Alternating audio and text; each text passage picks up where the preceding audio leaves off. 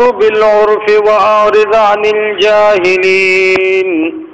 وقال تعالى في مقام آخر ولمن صبر وغفر إن ذلك من عزم الأمور. صدق الله العظيم. الله رب العالمین لوی فضل او احسان دے چمونگ تاسو د انسانیت او د نبی علیہ الصلوۃ والسلام په امت کې پیدا کړیو. د الله رب العالمین د دین او د شریعت اسلام ډیر احکامات مونږ تاسو ته متوجي دي. په هغه احکاماتو کې یو حکم دی انسانیت ته معافي کول او د هغې غلطۍ معاف کول. دا د انبیاء علیه السلام طریقه مو او دا قرآنی طریقه هم ده چې انسانانو ته به د هغې غلطۍ معاف کې که چېرته کې څه غلطۍ په هغې کې رالی او خطایي ترې نه وشوه نو په یو انسان باندې دا خبره لازم ده چې بل مسلمان ورور له به دې غلطي معاف کړي. ځکه تمام انسانان دا خوښوي چې الله رب العالمین دې زمونږ ګناهونه معاف کړي.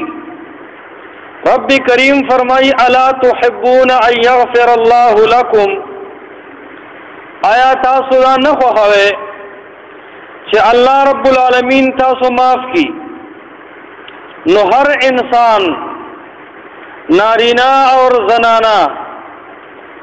هغه دا خبره خوښوي چې ما دې الله رب العالمین معاف کی. نو چې الله رب العالمین نه دا تمه ساتي چې الله دې تا معاف کی نو دا تمه هم د الله نه ساته. دارنګې داسې معامله هم د مخلوق سره کوا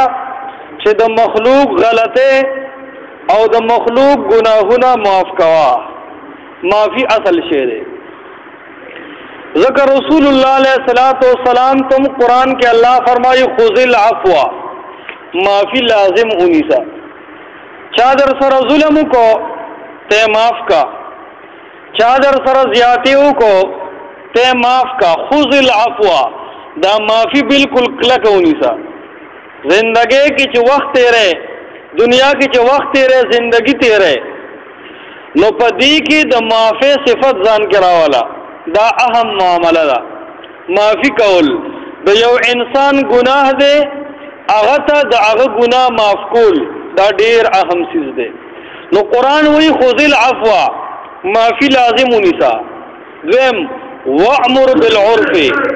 د ښې خبرې حکم کوا. واعرض عن الجاهلین او د جاهل سړي نه د کمقل سړي او د لیوني نه مخ واړوه. څه معنا؟ کم سړي کې چې انسانیت نشته هغه سره ډیره معامله مه ساته. ځکه دی کې به تا نه ظلم کېږي، هغه غلطه خبره کوي او ته به جګړه کوې. نو د جګړې د ختمولو، د ظلم د ختمولو او د معافۍ یو طریقه دا ده چې واعرض عن الجاهلین، جاهل سړي سره کلام مه کوه. قرآن وی ولمن صبر وغفر، چا چې صبر وکړو وغفر او بل سړی معاف کو،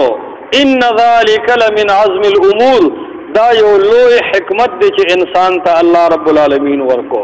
نو دا صفت په ځان کې راولو د وروڼو د مسلمانانو ګناهونه، د هغې غلطۍ، د هغې ظلم هغه معاف کول. حدیث کی راضی حضرت عائشہ رضی اللہ تعالی عنہا د جناب رسول اللہ صلی اللہ علیہ وسلم نہ تپوسو کو دا اللہ دا حبیب بی بی وا عائشہ رضی اللہ تعالی عنہا او په زنانو کې د عائشہ رضی اللہ تعالی عنہا علم دې ته حیران شي. دومره علم الله رب العالمین ورکړو چې هغه علم صحابه کرامو بخپل بیبیان لېږلي، صحابه بخپل ترل او د عائشه رضی الله تعالی عنها نه به د اسلام او د دین د مسلو تبوسونه کول. لوی عالم وا څنګه پکور دنه چې څومره د اعمالو ذکر دی اکثر عائشه رضی الله تعالی عنها نه روایت نقل دي. ځکه د الله حبیب خو نیمه زندگی پکور کې وا، نو د کور د حالاتنا عائشه رضی الله تعالی عنها ډیره خبردار وا، نو اکثر روایت دا غیر نقل دي د الله د حبیب د شپې معاملات، دارنګ د الله د پیغمبر د شپې عبادت او تهجد او شپه څنګه تیرول، په بسترم لاسته د شپې پاسېدل، دا ټول اعمال خو به صحابو نه لیدل، دا خو په کور دنه و. عائشه رضی الله تعالی عنها به لیدل، نو صحابه او د هغې بیبیانو ته به د سحر نه ویل. نو دا هم د عالم یو شان دی چې کله عالم خپلم عالمي او ښځه هم عالم وي، نو دې سره ډېره فایده کېږي. د دې عالم دا ټول کردار د هغه بیبي ویني، نو سبا زنانو ته په درس کې هغه چې کوم دی د هغه مسایلو پرچار کوي. نو ځکه وایي ولمن صبر وغفر، چا چې صبر وکړو معافي وکړو نو دا لوی کار دی. نو عائشه رضی الله تعالی عنها مسلم شریف کتاب المغازی کې روایت نقل کړي، ته الله د حبیب نه تپوس کوي د الله حبیبه د احد د ورځې نه زیاته سخته پتا باندې چې تراغلې ده. نبی علیہ الصلوۃ والسلام ورته وی آو ما چې کله ستا قوم لا دعوت ورکو نو ستا قوم زما ډېر مخالفت وکړو، هغې کې یو سړي له زلارم ابن عبد یا لیل ابن عبد نوم یې و، هغه ته ما دعوت ورکو، هغه قوم زما خبره ونه منله. بیا بل قوم له لاړم، هغه قوم هم زما خبره ونه منله. خلکو ما پسې سپي را پسې کړل، ماشومان را پسې کړل او په کاڼو باندې د قوم وایستم. زه ډېر زیات غمجن شوم، ډېر زیات خفه چې دا زما امت دی، زه ترې دولت نه غواړم، زه ترې دنیا نه غواړم، زه ترې نه خزانې نه غواړم، زه ترې هېڅ شی نه غواړم، د الله د عذاب او د جهنم نه بچ کوم او دوی ما سره دا معامله کوي. وی تر دې پورې چې قد بعث الله الیک ملک الجبال، وی جبرئیل امین راغی وی چې تا ته الله د غرونو فرشته رالیږي او وی لتعمره بما شئت فیهم، وی ته چې څه حکم کې دې فرشتې ته وکړه الله به دې امت سره ستا هغه معامله کوي. د الله حبیب له د غرونو فرشته راله، فرشته جناب رسول الله صلی الله علیه وسلم ته وی د الله حبیبه وی زه د غرونو فرشته یم، الله ما ته طاقت راکړی دی، دې قوم ستا د بدن نه ډېرې وینې وبهولې، که ته غواړې دا قوم به زه د دوو غرونو په منځ کې دلدل کړم. د الله د حبیب صبر ته به حیران شي، خپلې وینې د الله حبیب په خپله باندې وچوي، د خپلو زخمونو صفایي د الله حبیب په خپله کوي. خو نبی علیه الصلاة والسلام فرمایل بل ارجو ان یخرج الله من اصلابهم من یعبد الله وحده ولا یشرک به شیئا. وی داسې نه کومه الله به د دې د شاګانو نه داسې بچی پیدا کی چې من یعبد الله وحده، یوازې د الله عبادت وکړي، د الله نه علاوه به د قبرونو عبادتونه نه کوي. یعبد الله وحده ولا یشرک به شیئا، او د الله رب العالمین سره به هیڅ یو څیز نه شریک کوي. د الله د حبیب دا دعا یې واورېده، د الله د حبیب دومره رحم په دې زړه کې چې هغه ټول خلک یې معاف کو. کني قسم دې د نوح علیه السلام دعا واخیرې وي، قوم ته وکړي الله لم یلدوا الا فاجرا کفارا، اے رب العالمین دا قوم مسله نه مني، هر ماشوم چې پیدا کیږي نو فاجر او فاسق پیدا کیږي. الله رب العالمین ورته وی په دې باندې عذاب راولم. د نوح علیہ السلام په قوم باندې رب العالمین عذاب راوستو، او کله چې عذاب راغی نو د اوبو عذاب الله د نوح علیہ السلام په قوم راوستو، ټول دنیا اوبو بشوا، د خپې د کې خودو ځای پاتې نشو، په تمام دنیا باندې اوبو بشوي. دا د نوح علیہ السلام پر یادو. محمد علیہ السلام چې د تمام انبیاء علیہ السلام بادشاہ دی، د تمام انبیاء علیہ السلام امام دی، کدغه پیغمبر علیہ السلام یو ځل کړی وی چې الله تبا کې قسم بالله کنن په دنیا کې سالرون کې انسان موجود دی. د دنیا نه د مخ د ځمکې نه به انسانیت نسل ختم شوی، خو پیغمبر علیہ السلام بیا وی بل ارجو ان یخرج الله من اصلابهم من من يعبد الله ولا يشرك به شيئا. پیغمبر علیہ السلام وی الله بدی قوم د شاګانو نا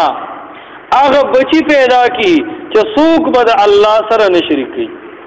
دا د الله د حبیب مینا وا قسم نه ویني ته بهیږي لیکن فرشته د غرونو چراله او د الله د حبیب نه تپوس کی اے پیغمبر کته غواړي دا قوم با د دوو غرونو په منځ کې چک چوکم او دا د الله د حبیب صبر دی دومره معاف کوونکې پیغمبر دی. امت ته ګورې دا خبره ښیي چې یاد ساتئ یو بل معاف کوئ د یو بل په ګناهونو باندې په غلطو باندې خپره کاږئ. ما درته ووي د نوح علیه السلام یو اسمان ته ورسېدو ټوله دنیا اوبه اوبه شوه د خپې د کېښودو ځای پاتې نه شو. و د پیغمبر علیه السلام سره به الله د کائنات نقشه بدلوله لیکن د الله د حبیب رحم او غفو دا وه چې ټولې معاف کړه. نو انسانیت ته دا پیغام دی د پیغمبر علیه السلام پر راوړلی شوي دین کې چې کرور در سره زیاتي وکړي نو دا نه چې په تماچه بوډ راخ کې او هغه 10 ګزه په سر ولې د معافۍ دعوت قرآن ورکوي. د پیغمبر علیه السلام دین یا د انبیاء علیه السلام تاریخ باندې چې چا نظر اچولی دی په دې خبره رسېدلی دی چې نیم دین دا دی چې انسانان معاف کوه د معافۍ معامله پیغمبر علیه السلام ډېره زیاته ښیي او دومره پورې د پیغمبر علیه السلام دین کامل دی چې نبی علیه السلام فرمایل ابو هریره رضی الله تعالی عنہ نه دا روایت نقل دی هغه فرمایي بخاری مسلم کې دی وی لیس الشدید بالسرعه وی پهلوان هغه نه دی چې سړی د ګریوان نه ونیو راوی بغاو لیس الشدید بالسرعه دا پهلوان خو نه دی انما الشدید الذي يملك نفسه عند الغضب پهلوان هغه چې غوسه ورله ویس کله ادا د مسلمان صفت دی غوسه درله ناروا کارو شو صبر دی وکړو په کورونو کې زنانه تورسري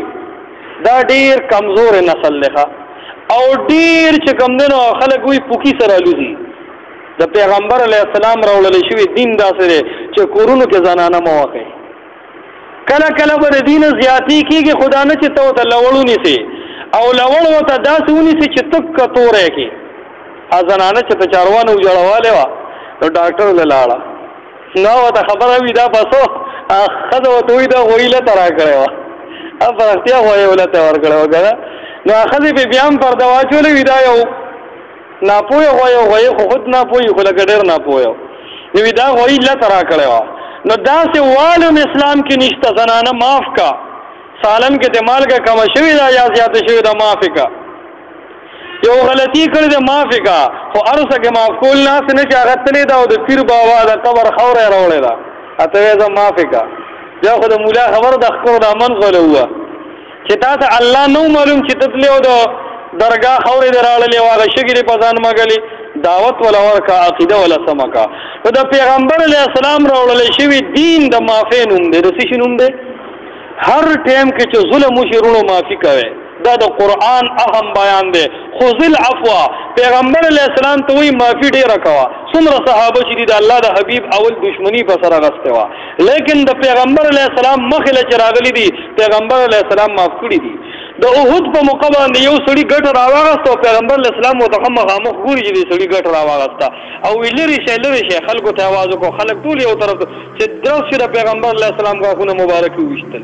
او کلس سره چې کوم دی نو غاښونه ځمکې له لاړل او د الله د حبیب خوله مبارکه او ګیره ټوله د وینو سره شو او چې کله صحابي هغه سړی رانیسي پیغمبر علیه السلام وایي که کلمې ووایي ما معاف کړی دی که کلمې ووایي ما معاف کړی دی د الله د حبیب داسې دین دی چې په هغې کې د معافۍ طرف ته دعوت دی ای خلقه معافي وکړې ظلم شوی دی خو ته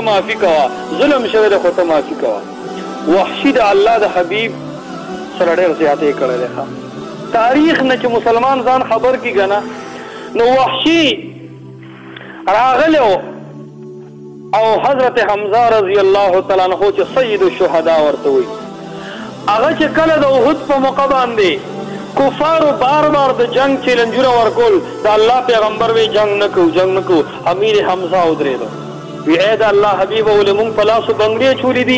اولی کافر رازی و مسلمان تچرنج ورکی رازی وینن میدان توزو سوچی دا مسلمان خلاف استعمالی کی جنگ کو حضرت عمر صاحبوں وی اللہ حبیب جہاد کو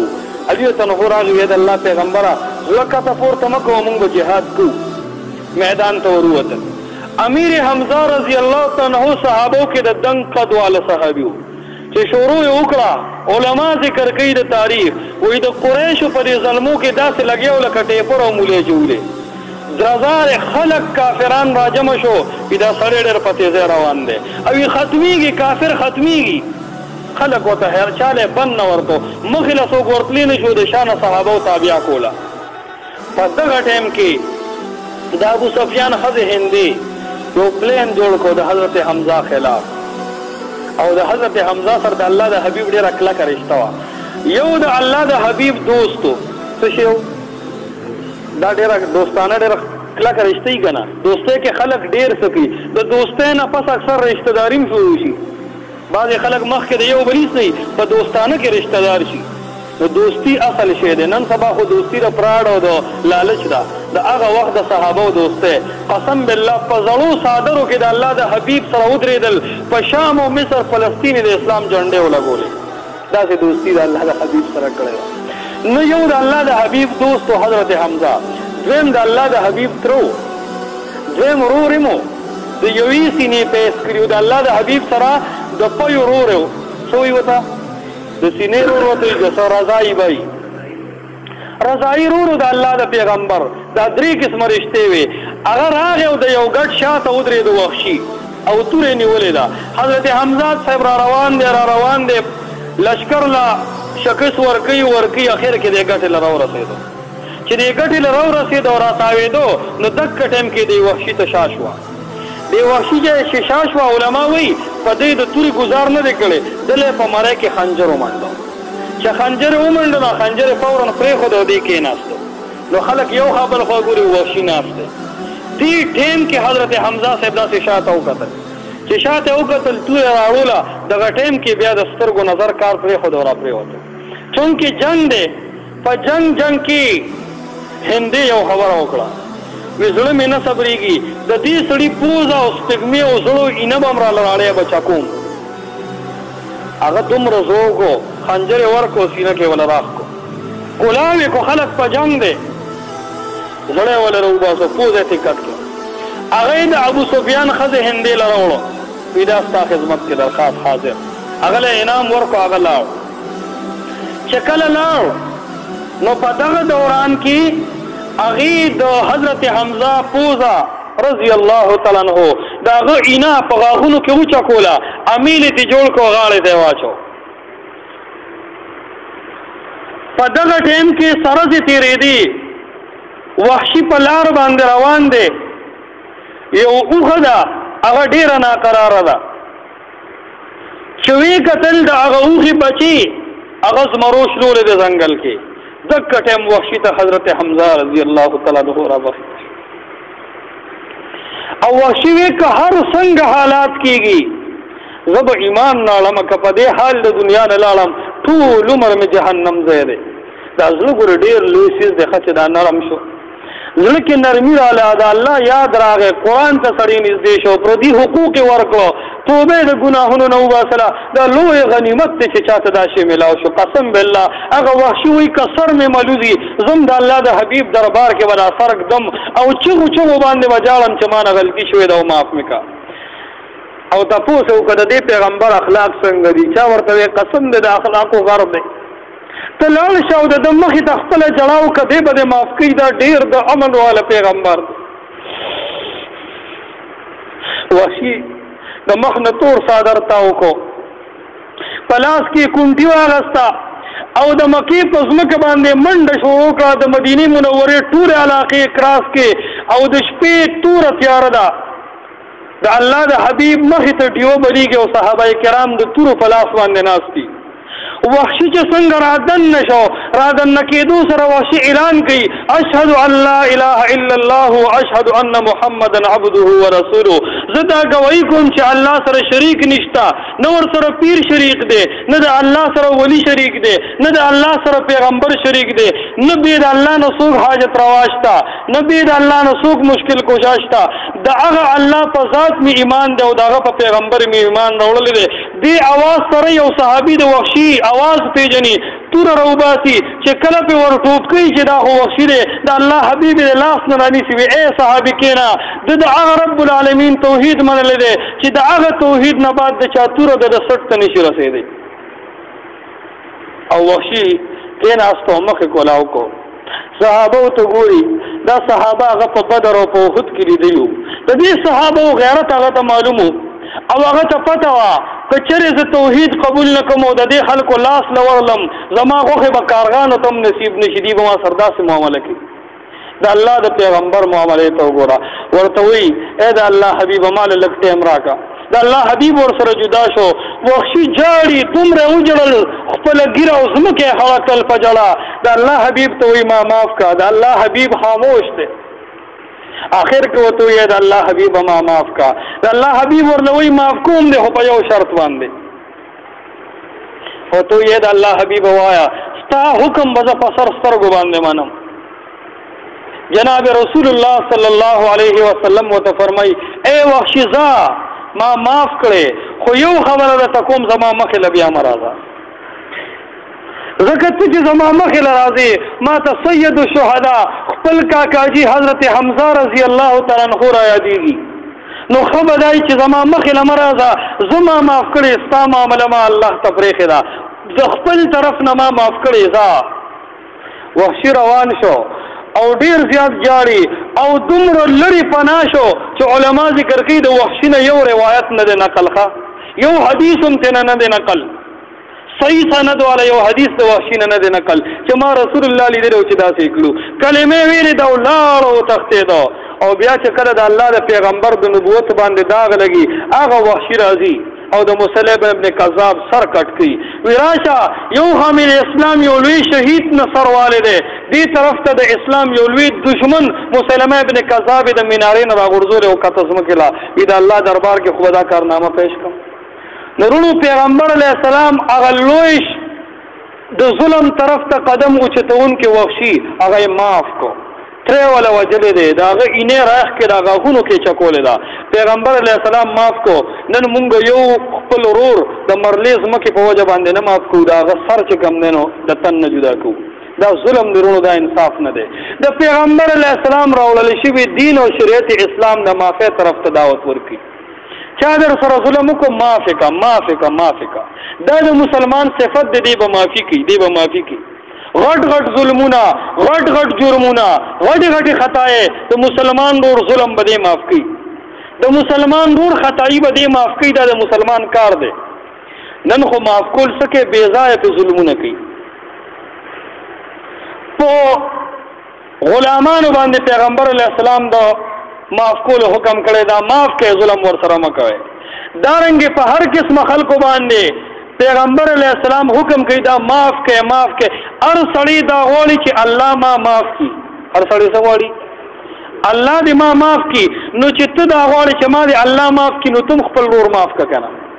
تم خپل مسلمان معاف کړه. الا تحبون ان یغفر الله لکم. یاد ساتئ یوسف علیہ السلام کوی ته رونو وغورځو.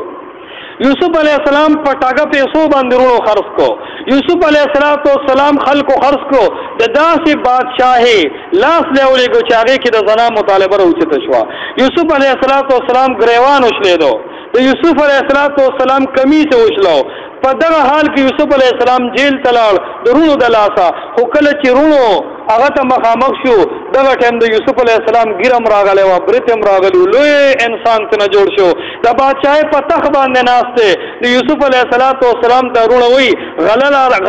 ډېره راکړه، په ملک کې قحط راغلی دی، قحط سالي ده، پیسې نشته، غنم راله ډېر راکړه. یوسف علیہ السلام ورته وایي رونه څه وایې؟ څوک خو د نه پاتې نه دي. وی ورور را نه پاتې دی بنیامین، وی هم در سره راولی چې ورله څه ورکړم. چې راغی هغې ترې نه سیټ ته کو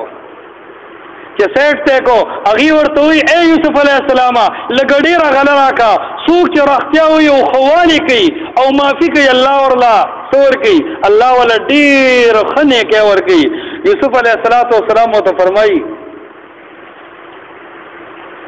الله اکبر یوسف علیه السلام هغه ورور ته وایي وی او معافي کوونکي خو الله ډېر زیات خوښوي چې کله یوسف علیه السلام د هغې سره خبرې کوي نو دغه ټیم بنیامین د یوسف علیه السلام سره راست دی رونه ورته وایي اانت یوسف وی ته یوسف یې او ورته وایي انا یوسف وهذا اخي زه حضرت یوسف علیه السلام یم او دا زما ورور بنیامین دی رونه په ژړا باندې شو چې راشه مونږ د خپل کلي نه ایستو هغه الله د مصر بادشاه کو په دغه ټایم کې دا رونه ورته په ژړا شو چې ته به زمونږ سره څه معامله کوې یوسف علیه السلام ورته وایي تاسو ټول ما معاف کړئ لا تثریب علیکم اليوم نن ورځ په تاسو نیول نشته ما ټول د الله د رضا لپاره معاف کړئ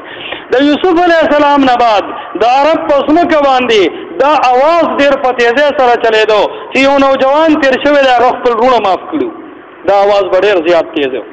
او د انبیاو په لیست کې د یوسف علیه السلام کردار ډېر مخې ته و الله رب العالمین ورته وایي داسې محمد عربي به پیدا کړم چې د یوسف علیه السلام تاریخ به نه هېر شي تمام عرب راجمع شوي وو مکه راجمع شوې وه د الله د پیغمبر د پاسه ظلمونه کول د هغه په نیکو ملګرو باندې د پاسه کاڼي کېښودل د لاندې ورته سکروټ کې کېښودې د الله د حبیب ایمان راوړونکې زنانه حضرت سمیه رضی الله تعالی عنها خلک شهیدان کړو هغې باندې بارونه واچول دا ټول ظلمونه د الله حبیب ولیدل الله ورله طاقت ورکو مدینه منوره کې خلقو د پیغمبر علیه السلام ملګرتیا وکړه کله چې د الله د حبیب سره خلک تیار شو کله د الله د حبیب ملګري تیار شو په مکه باندې راځي د مکې والا جاړي چې نن به زمونږ څه حالي زناور هم ورته حیران دي نارینه هم حیران دي ماشومان کډې انغاړې وي تښتې نن محمد علیه السلام را روان دی او دغه ټیم کې حاطب بن بلتا د هغې باره کې وایي ای مکې والا او تښتې محمد علیه السلام در روان دی او داسې در روان دی چې ورسره لښکر دی او یسیرو کالسیر د سمندر په شان دی یا د تورې شپې په شان دی نه څوک د تورې شپې مقابله کولی شي نه د لشکر کثیره مقابله کولی شي پیغمبر علیه السلام مکې ته رادننوځي د مکې په چوکټ باندې چې کله ودرېږي د بیت الله په منځ کې اعلان کوي ای خلقه تاسو ته څه پته شته او که نه زه به تاسو سره څه معامله کوم ټولو ته خپل ظلمونه مخې ته وو هغې ورته وایي ته زمونږ ډېر مهربانه ورور یې ته به مونږ سره ظلم نه کوې پیغمبر علیه السلام ودرېدو کم وحشي چې د چا په حکم راغلی و د ابو سفیان ښځه هنده د الله د حبیب تره سره کم ظلم کړی دی په دغه حال کې د ابو سفیان ظلمونه هم ورته یاد دي د الله حبیب فرمایي ای مکې والو ما تاسو ټول د الله د رضا لپاره معاف کړئ او چا چې وسله وغورځوله من دخل دار ابي سفیان فقد امنا څوک چې د ابو سفیان کور ته وردننه شو هغه ته نن امن دی صرف ابو سفیان معاف نه کړو بلکې د ابو سفیان کور هم د امن ځای وګرځول ابو سفیان هغه شخصیت و چې د الله حبیب له تکلیفونه رسول د ابو سفیان ښځه هغه ښځه وه چې هغې د الله د پیغمبر تر سید الشهدا وجلو د الله حبیب ورته فرمایي قد غفرت لکم تاسو ټول مکه ما معاف کړئ تاریخ والوی د الله حبیب صرف مکه فتح نه کړه د مکې د خلکو زړونه هم د الله پیغمبر فتح کړل نو د دې مطلب دا و چې د الله د حبیب راوړل شوي دین په هغې کې د دې خبرې دعوت دی چې ای خلقه تاسو دا یاد ساتئ چې یو بل معاف کوئ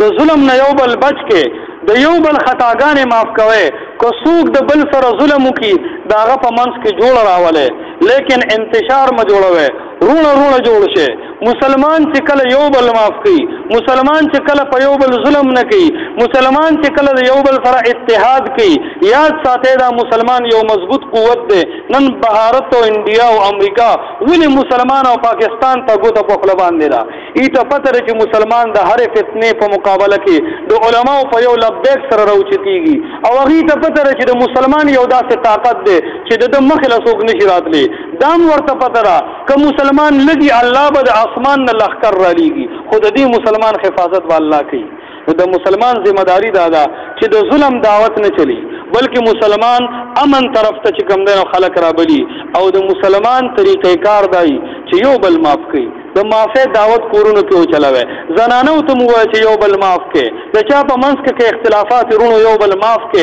مخکې د مرګ نه یو بل معاف کې د مور او پلار سره که چا ظلم کړي د مور او پلار سره د سړي جون راځي نه اختلاف هم ډېر راځي مور او پلار معاف کې که په دې دنیا کې معاف کړی په معافی شوه الله به مو معاف کړي که بنده خوله د چا نه مور او پلار لاړ یاد ساته د قیامت پر ورځ باندې به یو لویه پریشاني ده په سر پاتې شي